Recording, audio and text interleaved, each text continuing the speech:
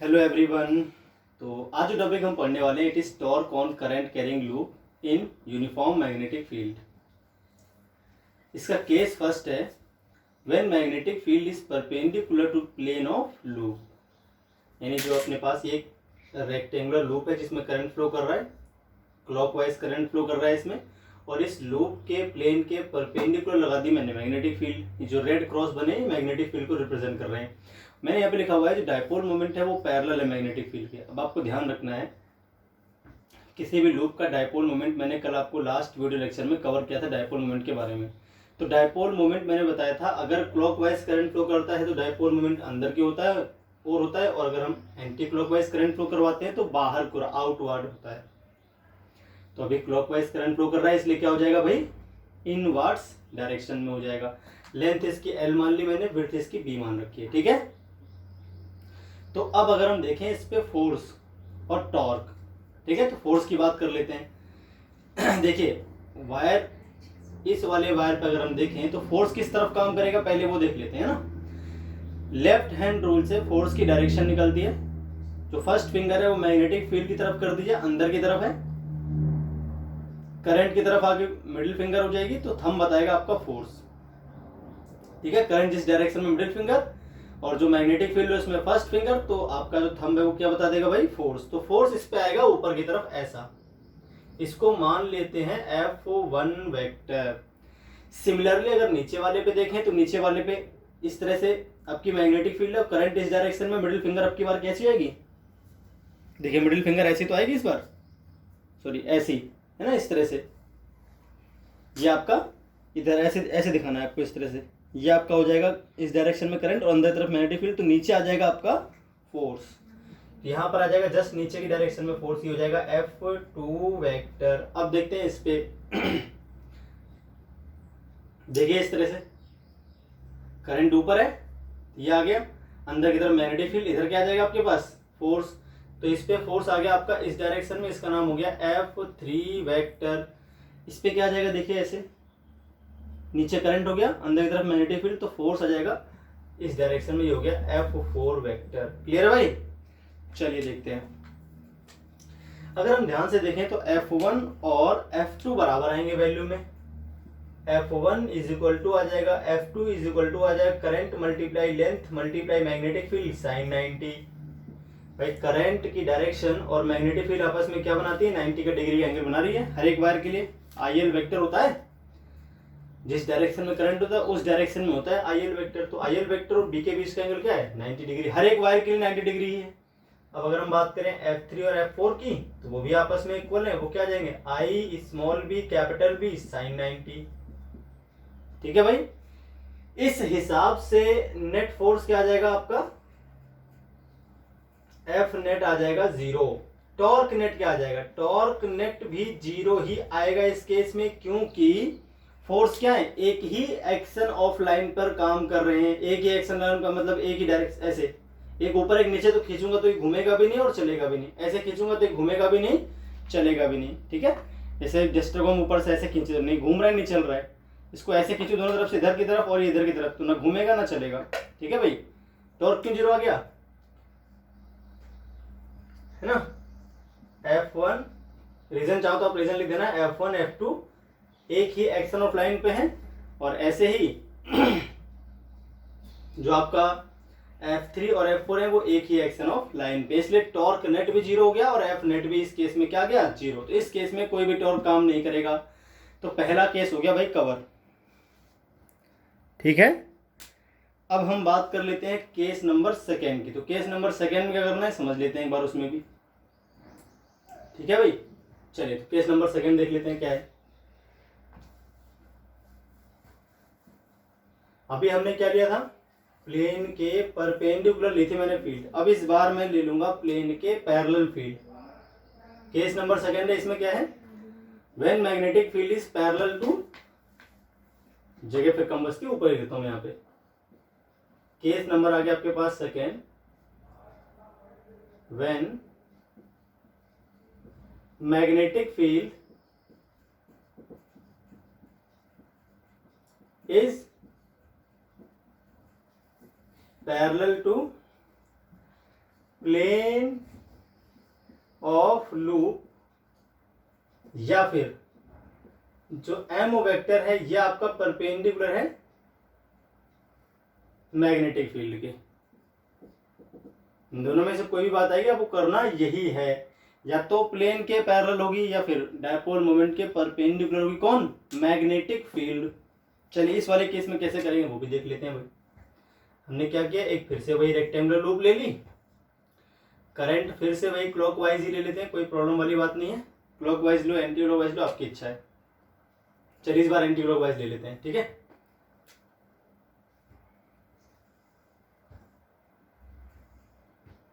अब की बार हमने ले लिया करंट को एंटी क्लॉकवाइज, तो एंटी क्लॉकवाइज हमने करंट ले लिया और मैग्नेटिक फील्ड लगा दी इस बार प्लेन के पैरेलल। तो ये आपके हो गई मान लीजिए मैग्नेटिक फील्ड, इस तरह से uniform magnetic field B vector मैंने लगा दिया और करंट आई फ्लो कर रहा है और ये रेक्टेंगुलर लूप है जिसकी लेंथ हो गई एल और विड्थ हो गई बी।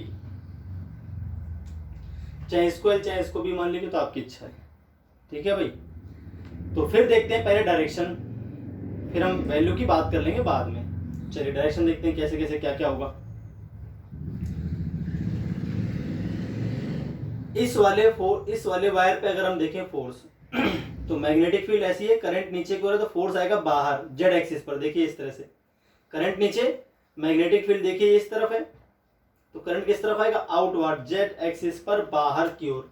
तो इसको ऐसे बना दीजिए आप, जेड एक्सिस पर बाहर की ओर। इसको मान लेते हैं F1 वेक्टर, ठीक है भाई, F1 वेक्टर। इस पे देखें तो इस पे अंदर की ओर चला जाएगा, फिर इस तरह से अंदर की ओर जा रहा है। देखिए करंट ऊपर हो गया, मैग्नेटिक फील्ड इस तरफ हो गई, तो थंब क्या बता रहा है? आपका फोर्स बताएगा। तो इस पे आ जाएगा फोर्स अंदर की ओर जेड एक्सिस पर। इसको मान लेते हैं भाई F2 वेक्टर। इस पर जो फोर्स आएगा वो जीरो आएगा, क्योंकि अगर if IL vector is parallel to magnetic field then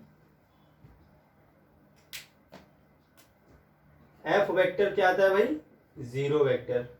या फिर सीधे आप बोले F क्या आता है? जीरो आता है उस केस में, क्योंकि थीटा क्या बन जाएगा? थीटा बन जाएगा आपका 0 डिग्री, तो F आ जाएगा 0। तो P Q R S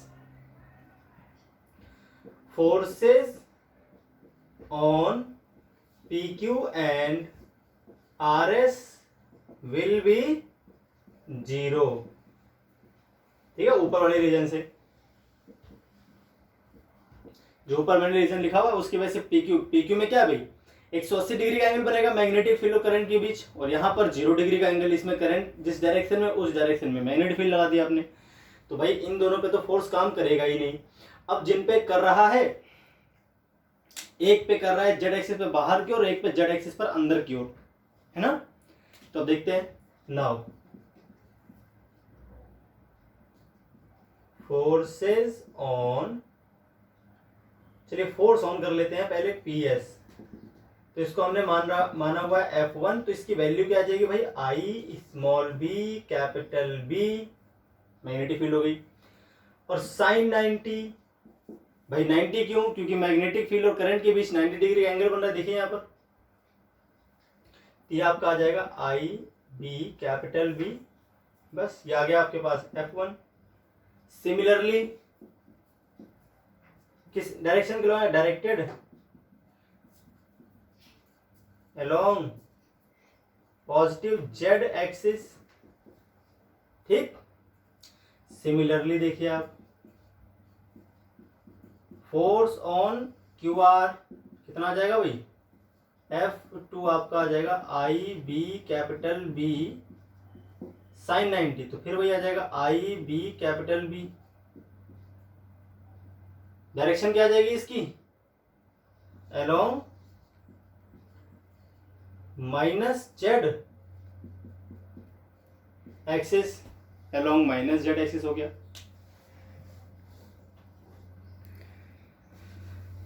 F1 भी निकाल दिया और F2 भी निकाल दिया। अब हम बात करेंगे भाई, देखिए नेट फोर्स तो अभी भी 0 आएगा। F नेट क्या आएगा? But torque net does not equal to zero. इस बार टॉर्क नेट जीरो नहीं आएगा, क्योंकि मैं आपको दिखाता हूँ कॉपी के हेल्प से। तो मान लीजिए भाई आपके पास ये है, इस तरह से लूप मान लीजिए, लूप है आपके पास, ठीक है भाई। अब इस लूप पे इधर तो मैं लगाऊं बाहर की ओर फोर्स, ऐसे इधर की ओर, और इस पे लगा दूं अंदर की ओर फोर्स, तो ऐसे घूमना शुरू कर देगी। देखिए इस तरह से घूम जाएगी, या ऐसे घूमना शुरू कर देगी।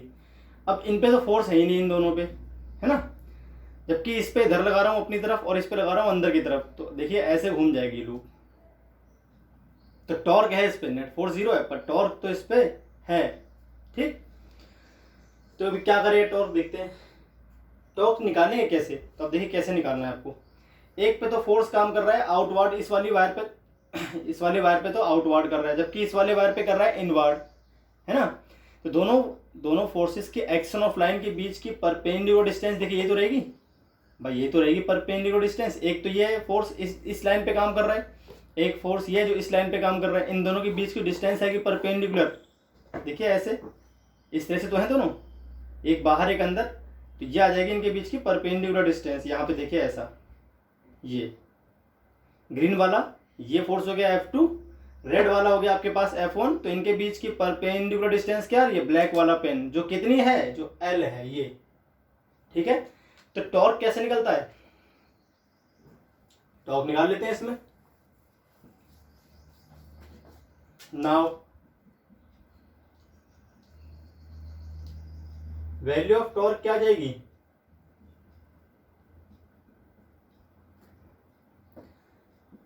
टाउ इज इक्वल टू आ जाएगा आपके पास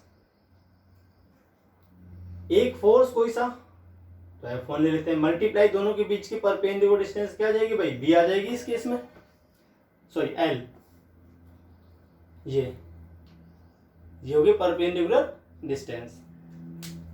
इस तरह से बना भी देता हूं मैं एक बार आपको।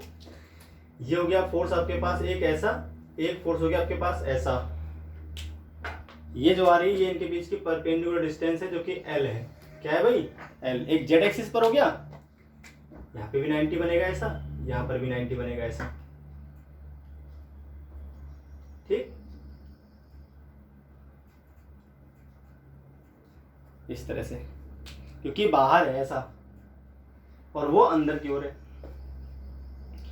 टॉर्क कितना आ जाएगा इस केस में भाई, F था आपका I small b capital B, और ये आ गया L। तो I into L into B into capital B, IAB torque आ गया। L इंटू B क्या है, एरिया ही तो है। अब आपको ध्यान हो, I इंटू A को बोलते हैं हम मैग्नेटिक डाइपोल मोमेंट। तो टॉर्क इज इक्वल टू क्या आ जाएगा भाई, M इंटू B, क्योंकि M क्या होता है, I इंटू A हो जाता है। M क्या आता है, I इंटू A हो जाता है। तो इस तरह से सेकेंड केस हो गया आपके पास, दो केस हो गए। एक में M वेक्टर जो था वो पैरेलल था मैग्नेटिक फील्ड में, अब की बार M वेक्टर था परपेंडिकुलर मैग्नेटिक फील्ड में।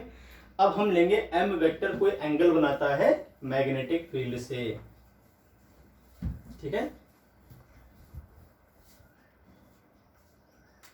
केस नंबर थर्ड कर लेते हैं। केस नंबर थर्ड में क्या होगी देख लेते हैं एक बार। When magnetic field makes an angle theta with plane of loop, ठीक है। तो अब की बार इस केस में भाई अगर प्लेन बनाता है कोई एंगल, तो आपका जो डायपोल मोमेंट है वो एंगल बनाएगा 90 माइनस थीटा। अगर प्लेन बनाएगा थीटा तो वो क्या बना देगा 90 माइनस थीटा। बिल्कुल सिंपल सी बात है, क्योंकि डायपोल मोमेंट और प्लेन आपस में क्या बनाते हैं, डायपोल मोमेंट और प्लेन आपस में बनाते हैं 90 डिग्री का एंगल। तो अब 90 माइनस थीटा बन जाएगा M vector and B vector makes angle alpha is equal to 90 minus theta आ जाएगा। चलिए तो अब देखते हैं पूरा केस कैसे कैसे हमें क्या करना है। अच्छा, ध्यान से देखेंगे, पहले समझ लेते हैं पूरी बात। आपके पास ये लूप थी इस तरह की,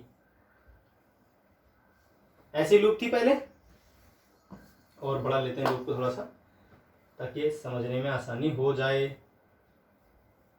तो ये आपके पास हो गई लूप, ये लूप थी ऐसी। अब अगर इस लूप को मैं हल्का सा घुमा के ऐसा कर दूं, देखिए ये ऐसे लूप है, इसको ऐसा हल्का तिरछा कर दिया इस तरह से, ऐसा है ना। तो इस पे कैसा बनाना पड़ेगा अपने को, इस तरह से हल्का तिरछा कर देंगे, इसको बाहर निकल पे जेड एक्सिस पर बाहर आ रही है हल्की सी, जेड एक्सिस पे हल्की सी बाहर आ जाएगी ऐसे। तो इसका जो फिगर अब हम बना देंगे वो कैसा बना देंगे भाई,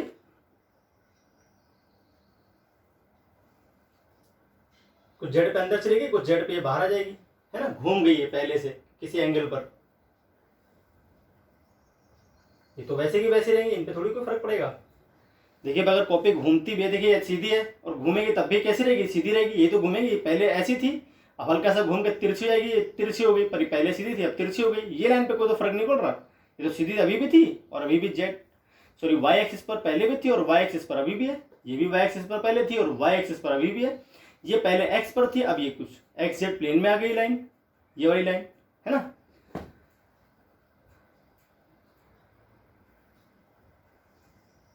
इस तरह से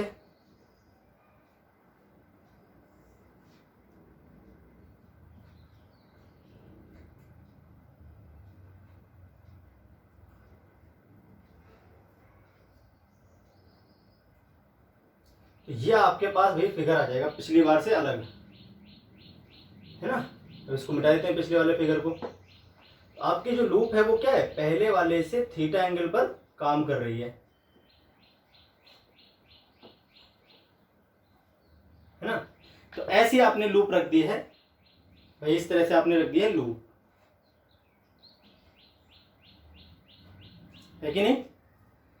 चलिए तो भाई आगे देख लेते हैं क्या करना है इसमें।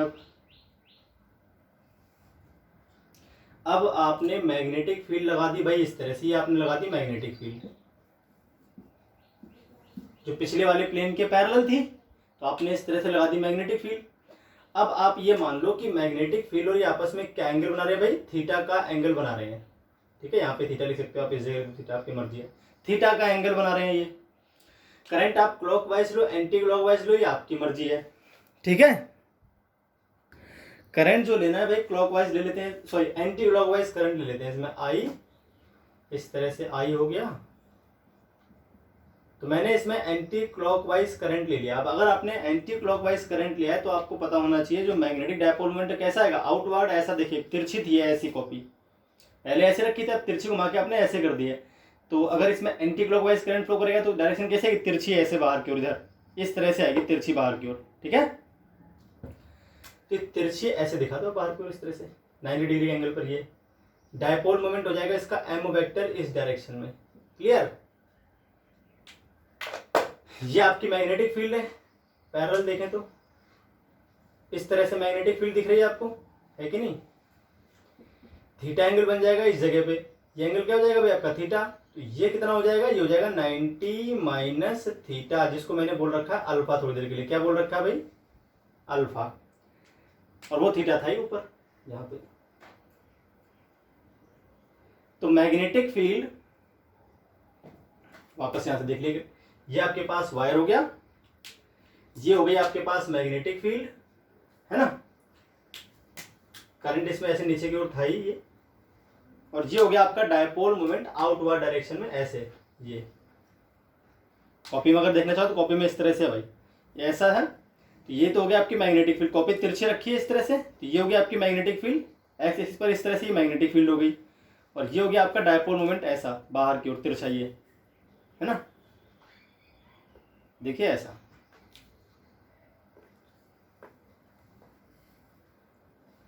ये डायपोल मोमेंट और ये मैग्नेटिक फील्ड ऐसी।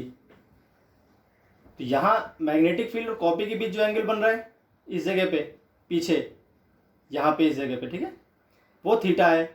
और इन दोनों पेन के बीच जो एंगल बनेगा वो क्या हो जाएगा 90 माइनस, देखिए इस तरह से, देखिए ध्यान से आप इस तरह से, ठीक है, तिरछी है, समझ गए। तो ये आ गया आपके पास थीटा, यहां पर ये आ गया भाई थीटा, और ये क्या है 90 माइनस थीटा, ये हो गया आपके पास एम वेक्टर, ये होगी मैग्नेटिक फील्ड बी वेक्टर, और ये करंट की डायरेक्शन है इसमें आई। तो भाई बात आपको समझ में आ गई। तो अब बढ़ते हैं आगे, आप देखते हैं क्या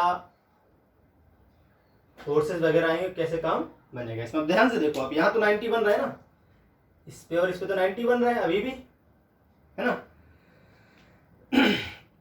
बिल्कुल वैसे ही फोर्स आएंगे जैसे पिछली बार आए थे। इन दोनों में तो कोई फर्क पड़ेगा नहीं, इन दोनों वायर्स पे भाई वही मैग्नेटिक फील्ड है, बिल्कुल वाई एक्सिस पर। ये देखें, वापस देख लेता हूँ मैं एक बार। ये तो फोर्स कैसा आ रहा है, जेड एक्सिस पर आ रहा है। लेफ्ट हैंड से निकालते हैं फोर्स, नीचे की ओर करंट हो गया, इस तरफ मैग्नेटिक फील्ड, बाहर की तरफ आ गया आपका जेड एक्सिस पर फोर्स। तो फोर्स आ गया आपका ये तो हो गया मान लीजिए F1 वेक्टर, जेड एक्सिस पे काम करेगा बिल्कुल बाहर की ओर। ये हो गया आपका F1 वेक्टर, ठीक है, प्लस जेड के लॉन्ग। और ये आपका क्या हो जाएगा इधर, यहां देखें, ये आ जाएगा F2 वेक्टर, ये क्या है माइनस जेड एक्सिस के लॉन्ग, ठीक है, माइनस जेड एक्सिस के अलोंग आपका आ जाएगा। क्लियर होगी बात।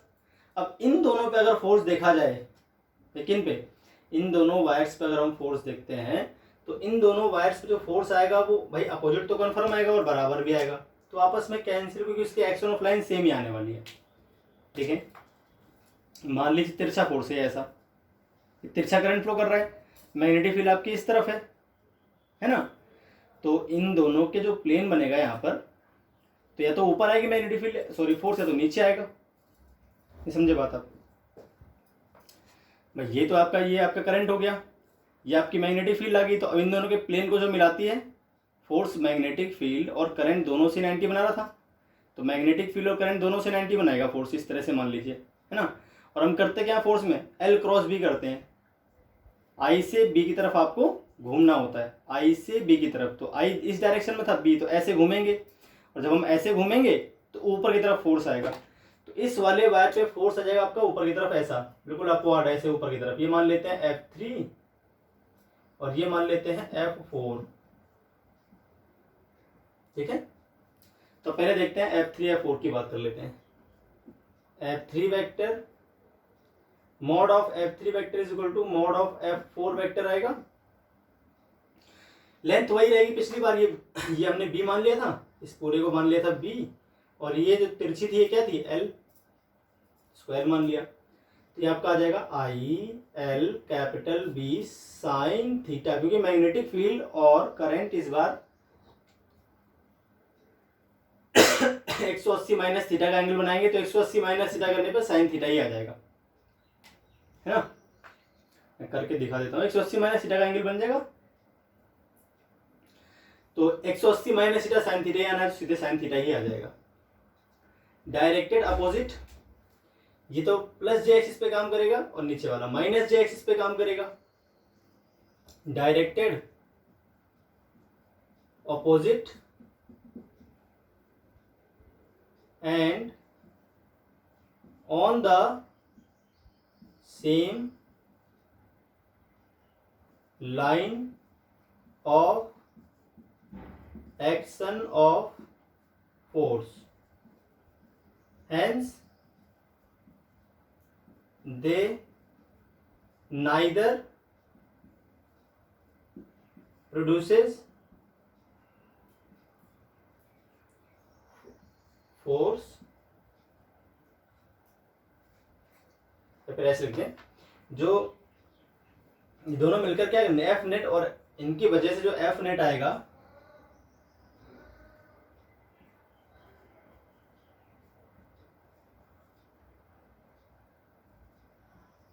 F net and torque net due to these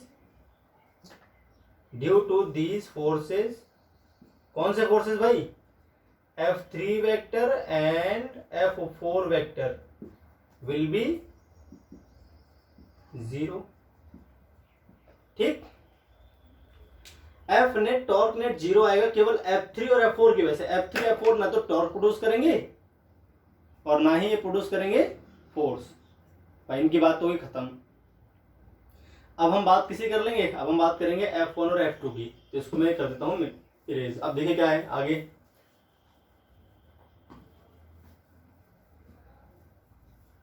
इसको मैंने इरेज कर दिया। अब आगे जो कहानी है उसमें क्या है भाई, अब हम बात कर लेंगे F1 वेक्टर की।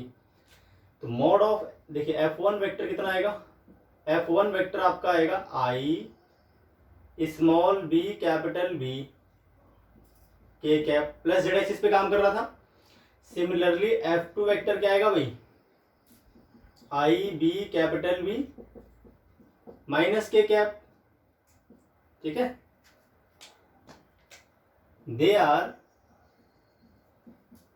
Acting, these forces are acting on different line of action of forces. These forces are acting on different lines of action of force, ठीक है भाई। Hence they produces torque.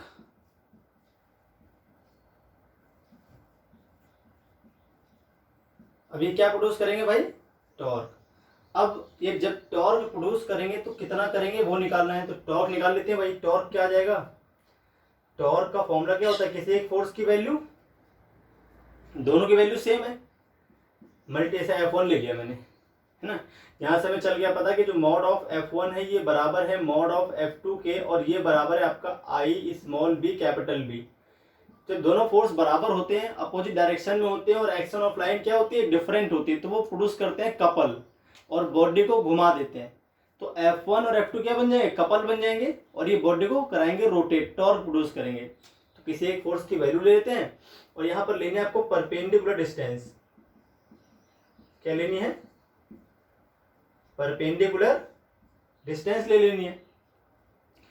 अब परपेंडिकुलर डिस्टेंस आपको जो लेनी है वो तो यही आएगी ना, फिर से पिछली बार की तरह एग्जैक्टली। तो मैं इसको मिटा देता हूँ थोड़ी देर के लिए। अब देखिए वापस से ध्यान से, आप आपके पास जो लाइन है वो तिरछी है ऐसी, ठीक है। अब देखिए जो फोर्स काम कर रहा है, जैसे हम देखिए यहाँ पर इस जगह पे और यहाँ पर हमने देखा, है ना। तो फोर्स जो काम कर रहा है इन दोनों वायर्स पे, एक तो वायर यहाँ पे हो गया आपके पास, एक वायर यहाँ पर है इस तरह से। तो एक फोर्स काम कर रहा है आपका जेड एक्सिस पर बाहर की ओर,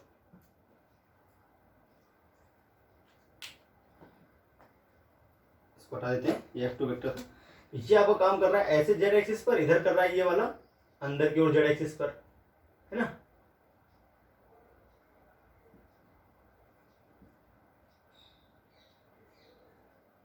और नीचे तरफ लेते हैं, ये इनके बीच की देखिए, तो एक तो ऐसे बाहर कर रहा है काम और एक कर रहा है अंदर की ओर काम। तो इनके बीच की डिस्टेंस आएगी परपेंडिकुलर जो आएगी वो सीधी आएगी बिल्कुल ऐसी। तो इनके बीच की जो परपेंडिकुलर डिस्टेंस है वो तो ये है भाई, है ना। इस जगह बनाते हैं उस फोर्स को भी,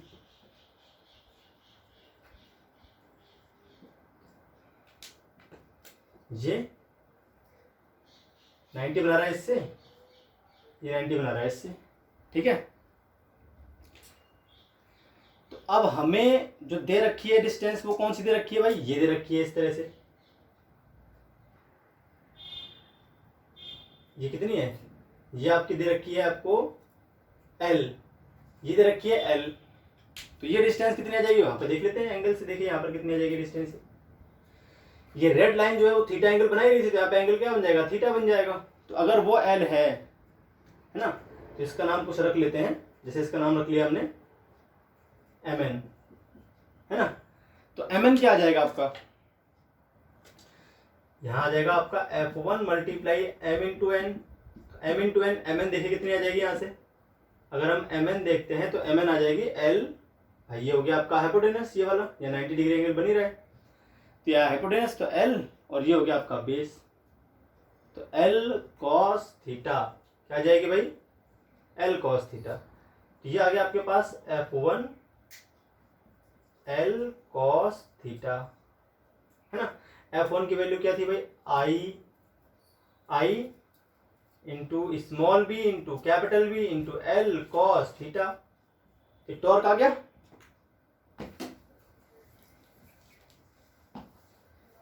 अब ध्यान से देखेंगे, पूरी बात समझेंगे, ठीक है भाई। I B L cos theta, एक तो आपके पास फॉर्मूला आ गया भाई ये I B L cos theta, और इसमें एल इंटू बी क्या है, एरिया, तो I A B cos theta. Equation number first कर लेते हैं। अब अगेन अल्फा क्या था आपका, अल्फा था 90 माइनस थीटा। अल्फा था क्या, पीछे हमने भी पढ़ा था कि भाई ये अगर वायर है,